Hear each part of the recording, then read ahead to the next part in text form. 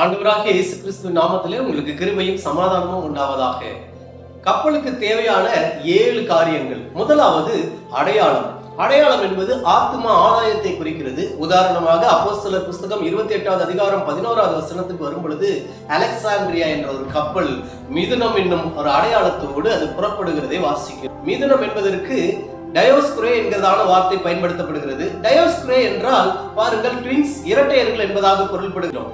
தேவ பிள்ளைகளே, பாருங்கள், கிரேக்க இதிகாசங்களை நாம் பார்க்கும் பொழுது கிரேக்கர்களுடைய நம்பிக்கை ஜூபிட்டருக்கும் லிடாவுக்கும் பாருங்கள் கேஸ்டர் போலக்ஸ் என்கிறதான இரட்டை குழந்தைகள் பிறக்கிறார்கள். இந்த இரட்டை குழந்தைகளுக்கும் அவர்கள் மண்ணிலே வளரக்கூடாது என்று சொல்லி கப்பலிலே வளர்த்ததாகவும் அவர்களை ஒரு குறிப்பிட்ட காலத்துக்கு பின்பதாக வானத்து நட்சத்திரங்களைப் போல நட்சத்திரங்களாக்கி வானத்திலே வைத்ததாகவும் சொல்லப்படுது. Gods of heavens and light, அதாவது வானத்தில் உள்ள நட்சத்திரங்களைப் போல அவர்கள் கடவுளாக மாறிவிட்டார்கள் என்று சொல்லி கிரேக்கர்களுடைய நம்பிக்கை, புராண கதைகள். 1:17 நமக்கு நன்றாய் தெரியும். நன்மையான எந்த ஈவும் பூரணமான எந்த வரமும் பரத்திலிருந்து உண்டாகி ஜோதிகளின் பிதாவினிடத்திலிருந்து இறங்கி வருகிறது என்று வாசிக்கிறோம். தேவ ஜனமே, வானத்துக்கும் பூமிக்கும் ஒரு தெய்வம் உண்டு என்றால் அது நம் அருமை ஆண்டவர் இயேசு கிறிஸ்து மாத்திரமே. இந்த விசுவாச கப்பலிலே ஏறி இருக்கிற நம்மளுக்கும் ஒரு அடையாளம் வேண்டும். அலெக்சாண்ட்ரியா கப்பலுக்கு மிதுனம் என்கிறதான ஒரு அடையாளம் இருந்தது. நம்மளுக்கு ஒரு அடையாளம் வேண்டும். அந்த அடையாளம் தான் நாம் வெளிச்சத்தின் பிள்ளைகள் என்கிறதான ஒரு அடையாளம். தானியேல் புஸ்தகம் 12வது அதிகாரம் 3வது வசனம் சொல்லுகிறது, ஞானவான்கள் ஆகாய மண்டலத்தின் ஒளியைப் போலவும் அநேகரை நீதிக்குட்படுத்துகிறவர்கள் நட்சத்திரங்களைப் போலவும் என்றென்றைக்கும் உள்ள சதா காலங்களிலும் பிரகாசிப்பார்கள் என்று சொல்லி அலெக்சாண்ட்ரியா கப்பலுக்கு மிதுனம் என்னும் அடையாளம் இருந்தது.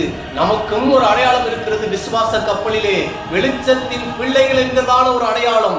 வெளிச்சத்தின் பிள்ளைகள் மாத்திரமல்ல, நாம் இயேசு கிறிஸ்துவின் இரத்தத்தாலே கழுவப்பட்ட அவருடைய வித்தாய் இருக்கிறோம். தேவ ஜனமே, நாம் அனைவரும் ஆத்தும ஆதாயம் செய்ய வேண்டும். அதுதான் நம்மளுக்கான அடையாளம். நாம் ஆத்தும ஆதாயம் செய்யும் பொழுது உன்னத பாட்டிலே வாசிக்கிறோம், என்னை இழுத்துக்கொள்ளும் ஓடி வந்து விடுவேன் அல்ல, என்னை இழுத்துக்கொள்ளும் ஓடி வந்து விடுவோம் என்று இருக்கிறது. தேவ ஜனமே, அப்படி என்றால் நாம் தனியாய் பரலோகம் போக அழைக்கப்படவில்லை.